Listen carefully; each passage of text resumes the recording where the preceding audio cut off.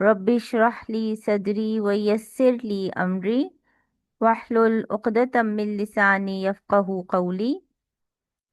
अल्लाहुम्मा अरिनल हक्का हक्कन वरज़ुक़ना इत्तिबाअ व अरिनल बातिला बातिलन वरज़ुक़ना इज्तिनाबा।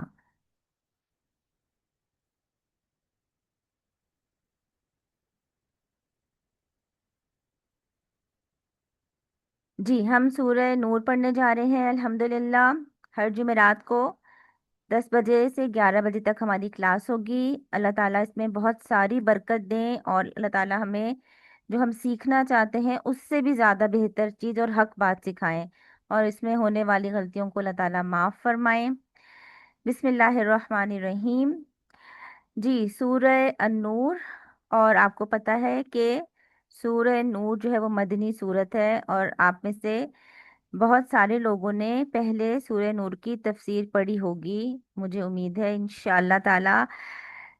सूरा नंबर 24 है और पारा नंबर 18 में ये सूरत है, और इसमें टोटल 64 आयात हैं।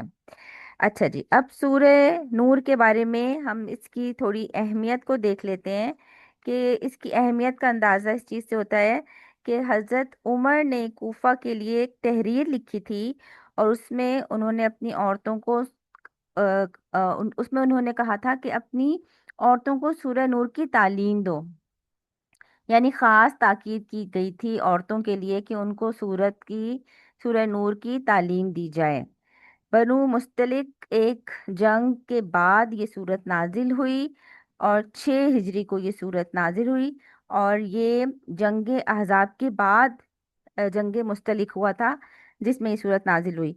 अच्छा, अब थोड़ा सूरत जो नाजिल हुई है उसमें हम देखते हैं कि मुनाफिकीन जो है वो उनका एक बहुत बड़ा रोल था कि उन्होंने मुसलमानों के खिलाफ इस सफ़र के दौरान जो थी वो साजिशें शुरू कर दी थी।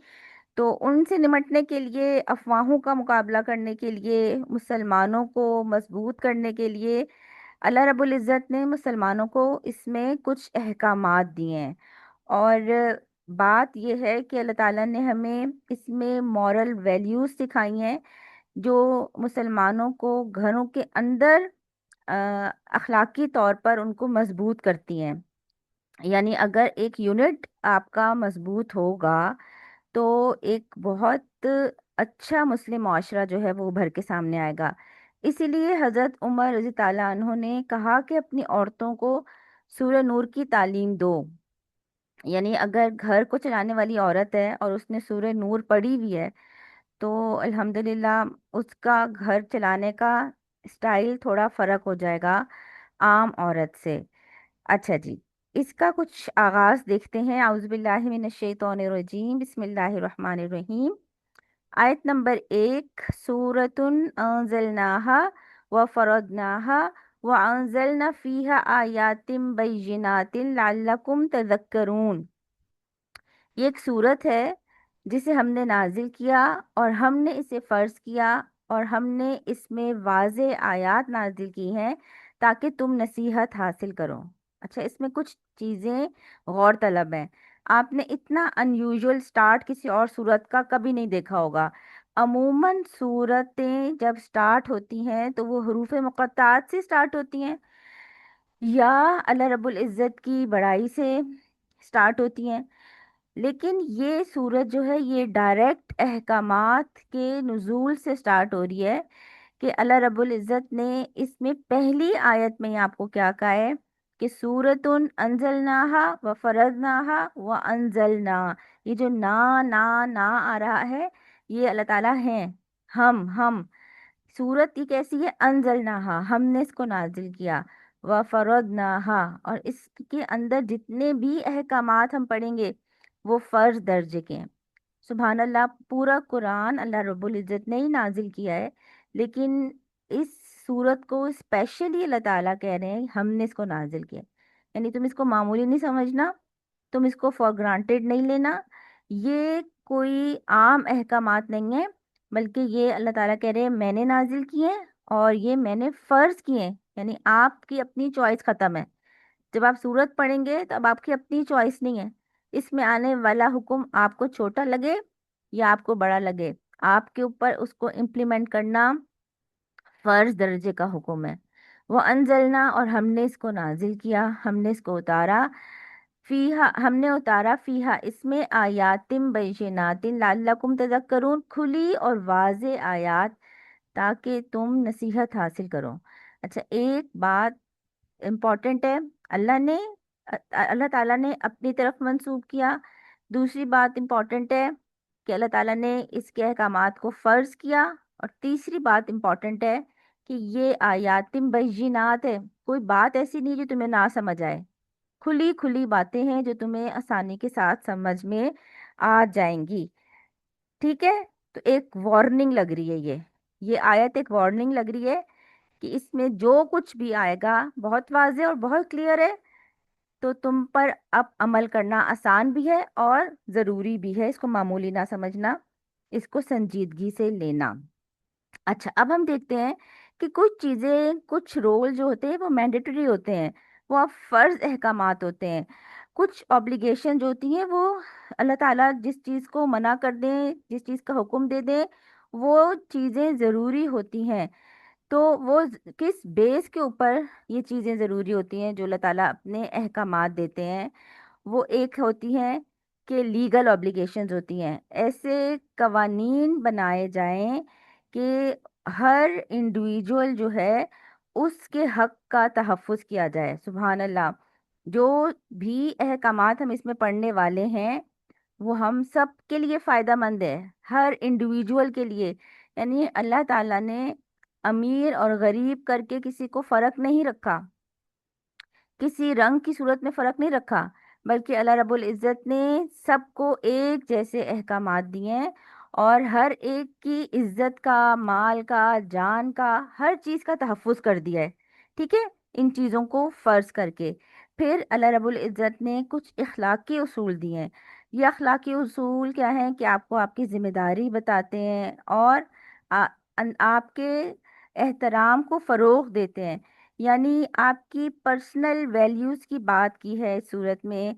आपके अल्लाह ताला बताते हैं कि घरेलू मामलात में भी आपका अखलाक का वैल्यू क्या होनी चाहिए।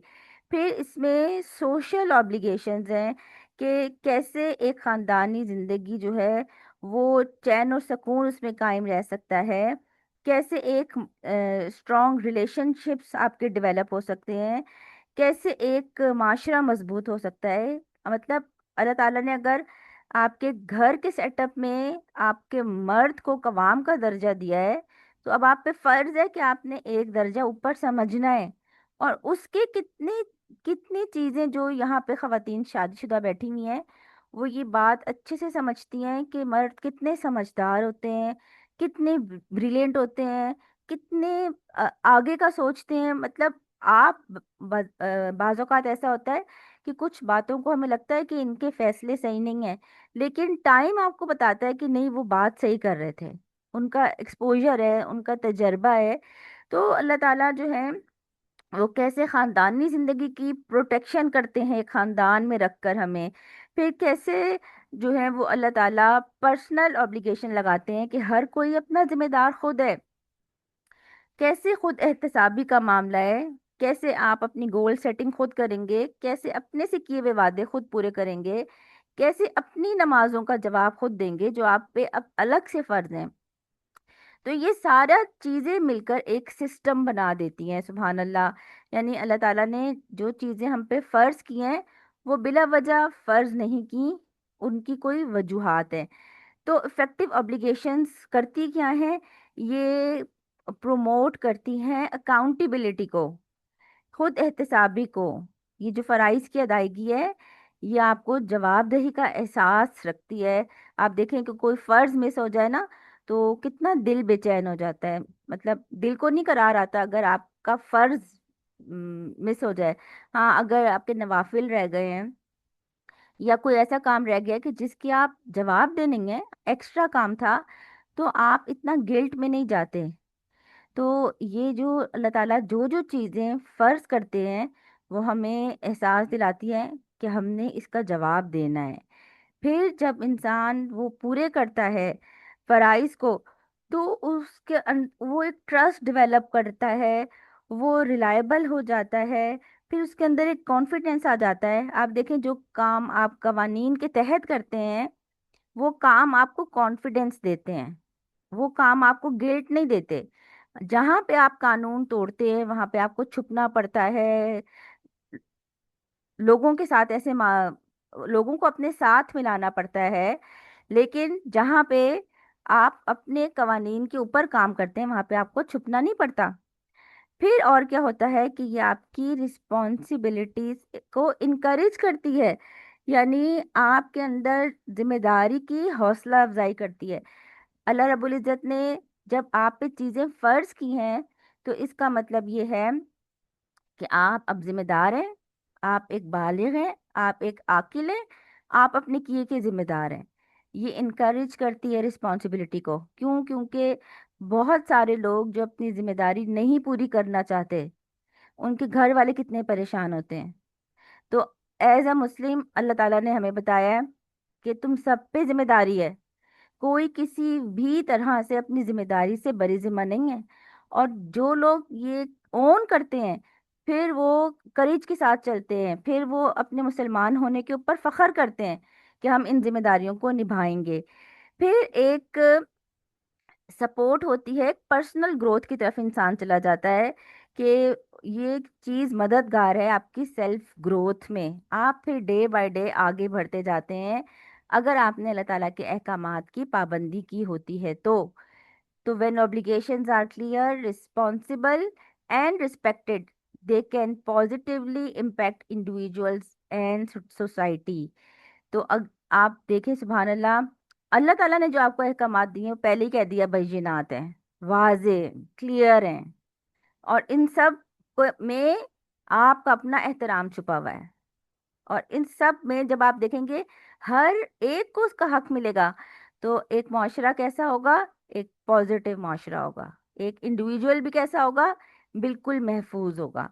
तो इसको इंशाल्लाह लेकर चलते हैं। आयत नंबर 2 से अब असल चीज का आगाज हो गया है कि ये अहकामात हैं क्या। ये अहकामात क्या हैं कि अल्लाह रब्बुल इज़्ज़त फरमाते हैं, अज़्ज़ानियतु वज़्ज़ानी फजलिदु कुल्ल वाहिदिम मिनहुमा मिअत जल्दा।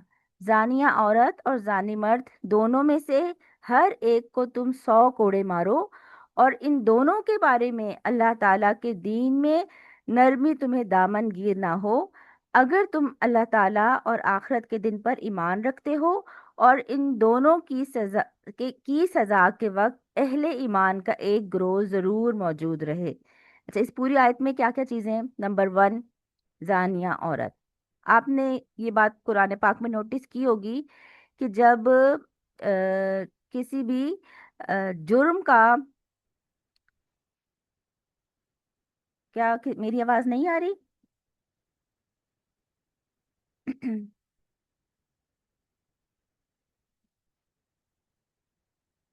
जी, आवाज आ रही है कि नहीं आ रही है? आप लोग मुझे जरा।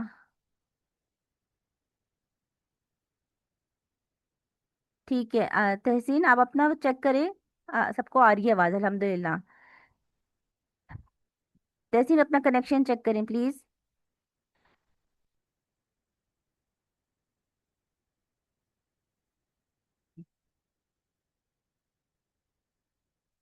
अच्छा जी, किसी भी जुर्म की बात की जाती है जब कुरान पाक में, तो पहले मर्द का जिक्र होता है।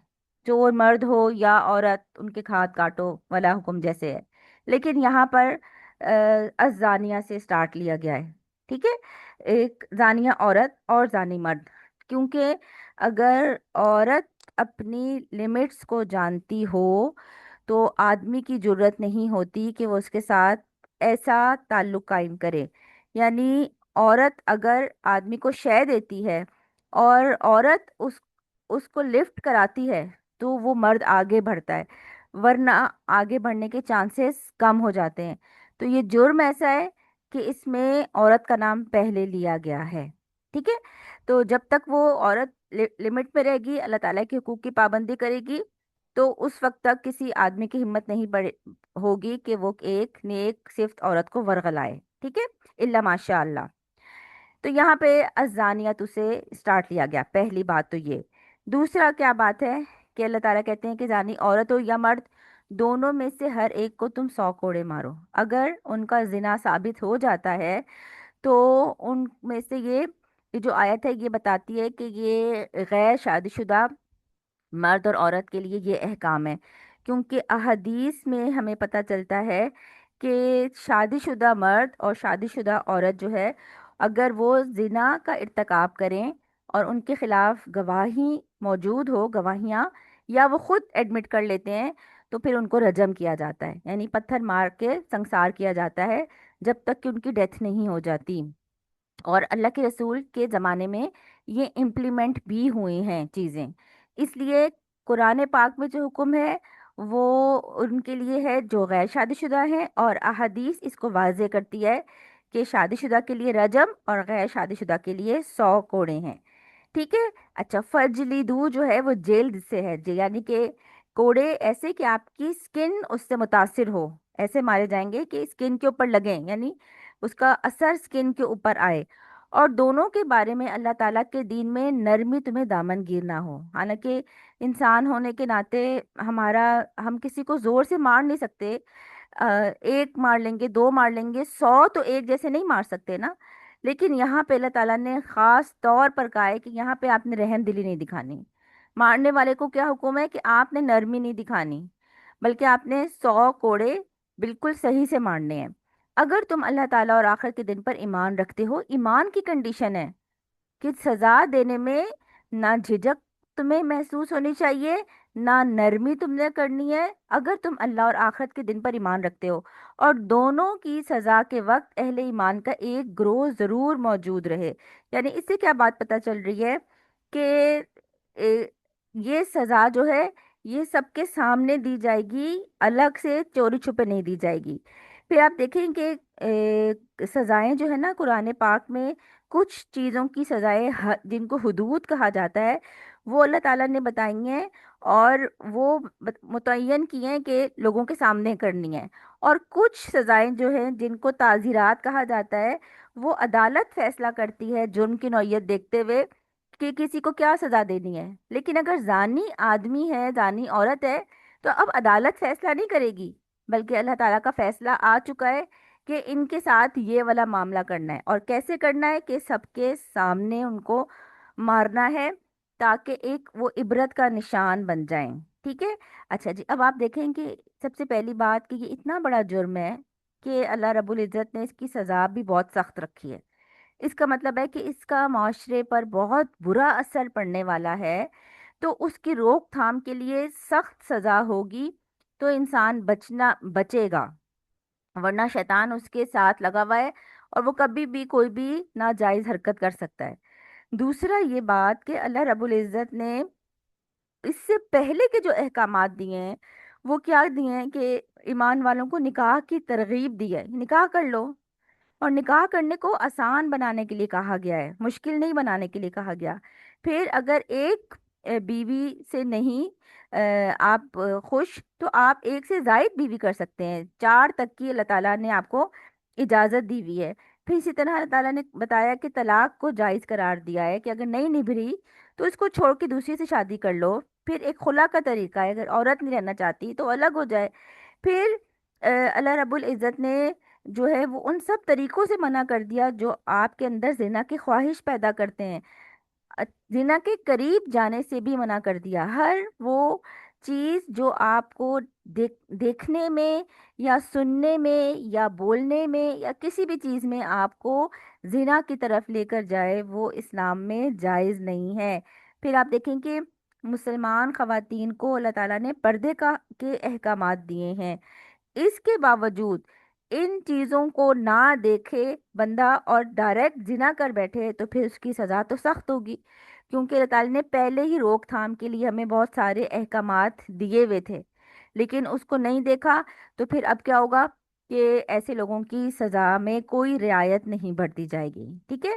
تو دین آپ کی عزت کی حفاظت کرتا ہے، دین آپ کے حسب نسب کی حفاظت کرتا ہے۔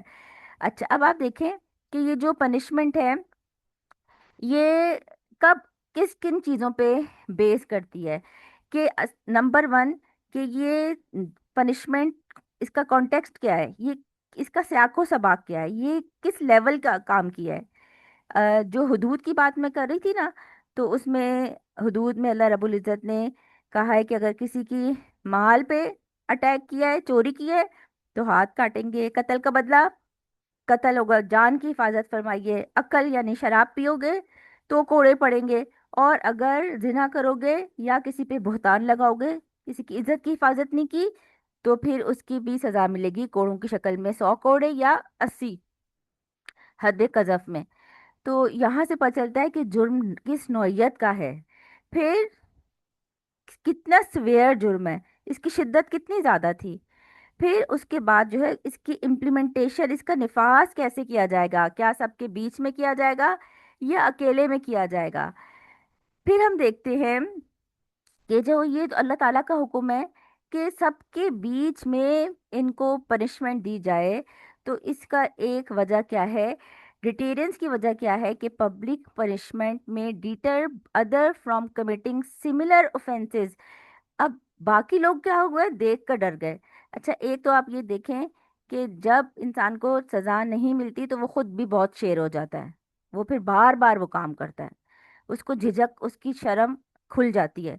دوسرا، معاشرے میں جب لوگ دیکھتے ہیں کہ قانون تو ہے ہی نہیں یہاں پہ، یہاں جو چاہے کرو، تو پھر یہ چیزیں عام ہو جاتی ہیں۔ اب آپ دیکھیں کہ پاکستان میں یہ چیزیں کتنی زیادہ عام ہو چکی ہیں، تو اللہ تعالیٰ نے جو حکم دیا ہے نا کہ سب کے بیچ میں کھڑا کر کے ان کو مارو، تو اس سے دیکھنے والا جو سوچ بھی رہا ہوگا وہ بھی کیا ہو جائے گا، پیچھے ہو جائے گا۔ پھر اس سے اور آپ کو پتہ چلتی ہے کہ آپ اکاؤنٹیبل ہیں، آپ کا احتساب ہوگا، آپ اپنی، میرا جسم میری مرضی کے تحت دنیا میں نہیں آئے، بلکہ ہر انڈیویجول جو ہے وہ جواب دہ ہے اپنے ایکشنز پہ، وہ اپنے عمل کے اوپر جواب دے گا کہ میں نے یہ عمل کیوں کیا۔ یہ اللہ تعالیٰ نے ایسے ہی نہیں ہمیں بنا دیا جانوروں کی طرح کہ ہم جو چاہے مرضی کرتے پھریں۔ اچھا جی، اب آئے ہیں آیت نمبر 3۔ آیت نمبر 3 میں اللہ رب العزت کہتے ہیں کہ الزانی لا ینکح الا زانیتا او مشرکا والزانیۃ لا ینکحها الا زان او مشرک۔ زانی نکاح نہیں کرے مگر زانیہ یا مشرکہ عورت سے کے ساتھ، اور زانیہ کے ساتھ نکاح نہ کرے اور زانیہ کے ساتھ نہ نکاح کرے مگر زانی یا مشرک مرد، اور اہل ایمان پر یہ حرام کر دیا گیا ہے۔ تو اس سے آپ کو کیا حکم پتہ چلا کہ زانی آدمی کی شادی ایک پاک دامن عورت سے نہ کی جائے، اسی طرح زانیہ عورت کی شادی ایک پاک دامن مومن سے نہیں کی جائے، بلکہ زنا کرنے والا جو ہے اس کے انٹرسٹ کی عورت کون ہے، یا تو وہ زانیہ ہے یا وہ مشرکہ ہے۔ یعنی جب اس کو حلال حرام کی پرواہ نہیں رہتی، تو اس کو نہیں فرق پڑتا کہ اس کی شادی مسلمان سے ہو رہی ہے کہ غیر مسلم سے ہو رہی ہے۔ اور یہ بھی آپ ایک شرک سے اس کو ریلیٹ کریں تو اللہ تعالیٰ کے ساتھ شرک کرنا، شریک ٹھہرانا۔ اسی طرح زانی مرد نے اپنی پارٹنر کے ساتھ ایک نامحرم کو شریک ٹھہراتا ہے، اور وہ بھی انلیگل طور پر۔ تو یہاں پہ کہا کہ اس کو حلال حرام کی پرواہ نہیں ہے، لیکن ایک مومن عورت، ایک مومن لڑکی اس کے ہاتھ میں نہیں پکڑاؤ۔ عموماً ہم دیکھتے ہیں کہ لوگ کیا کرتے ہیں کہ جب بچیوں کا رشتہ آتا ہے تو اگر اچھے حسب نسب والے لوگ ہیں تو صرف سٹیٹس دیکھتے ہیں یا کوالیفیکیشن دیکھتے ہیں یا اس کی جاب دیکھتے ہیں۔ عموماً ایسا ہوتا ہے کہ آدمی کے شوق دیکھتے ہی نہیں ہے کہ اس کے شوق کیا ہیں، اور وہ جب شادی کر کے بچی گھر جاتی ہے تو وہ اس کے لیے برداشت کرنا ایک مومن عورت کے لیے یہ بہت زیادہ ایک اس کو ٹارچر کرنے کے برابر ہے، کہ وہ اس کی وہ چیزیں برداشت کرے جو وہ برداشت نہیں کر سکتی، نہ وہ اس کو سیٹسفائی کر سکتی ہے، اور نہ وہ اس کو ان چیزوں سے روک سکتی ہے۔ عموماً کہا جاتا ہے کہ شادی کے بعد جو ہے وہ آدمی ٹھیک ہو جائے گا۔ عموماً ایسا ہوتا ہے کہ باہر کے ممالک میں بچیاں بھجوا دی جاتی ہیں بغیر یہ دیکھے کہ وہ لڑکے کے شوق کیا تھے باہر، اور جب ان کو بھیج دیا جاتا ہے بچیوں کو تو پھر وہ کس کس حال میں زندہ رہتی ہیں۔ تو یہاں پہ اللہ رب العزت نے کہا ہے کہ ایمان والی بچی کی شادی زنا والے آدمی سے نہیں کرنی، ایک خراب کریکٹر والے آدمی سے نہیں کرنی، یعنی ایمان پہ فوکس کرو، ایمان کی شرائط کو دیکھو. اسی طرح ایک خراب عورت کی شادی ایک مومن آدمی سے نہیں کرو، کیونکہ ان دونوں کے انٹرسٹ بہت زیادہ فرق ہے. ایک تو ہوتے ہیں نا پرسنالٹی ڈفرینسز، اور ایک ہوتے ہیں، ایک چیزیں ہوتی ہیں جو آپ کے دین کے اوپر اثر انداز ہوتی ہیں. بہت سی چیزیں پرسنالٹیز جو ہے وہ الگ الگ ہوں، میاں بیوی کی بہت اچھی بن جاتی ہے کیونکہ بات دین پہ نہیں آتی. ہر ان کے انٹرسٹ ایریاز الگ ہوتے ہیں، ان کی سکلز الگ ہوتی ہیں، ان کی سوچ الگ ہوتی ہے. لیکن ایک ایسا آدمی جو دین سے چڑھتا ہو، جو دینداری سے چڑھتا ہو، اس کے ساتھ ایک پاک دامن عورت کا رہنا بہت مشکل کام ہے. تو اللہ تعالیٰ نے ہمیں بنایا ہے، اللہ تعالیٰ ہماری یہ نفسیات جانتا ہے. تو اللہ تعالیٰ نے پہلے یہ بتا دیا کہ اس کا مطلب ہے شادی کرنے سے پہلے دیکھو آدمی کے شوق کیا ہے، اس کے دوست کیسے ہیں، اس کا رہن سہن کیسا ہے. اور آدمی کی مثال اس لیے دے رہی ہوں کہ زیادہ تر اگزامپلز ہمارے پاس آدمیوں کی ہیں. اسی طرح اگر خواتین میں یہ چیز ہے تو ایک زانیہ کی شادی جو ہے ایک مومن سے نہیں کرو، کیونکہ اس کو بھی حلال حرام کی تمیز نہیں ہے. اور ایسی شادیاں نہیں نپتی، بالآخر ان میں بہت دراڑیں آ جاتی ہیں اور پوری فیملی جو ہے وہ پھر سفر کرتی ہے. اچھا جی، اب یہاں تک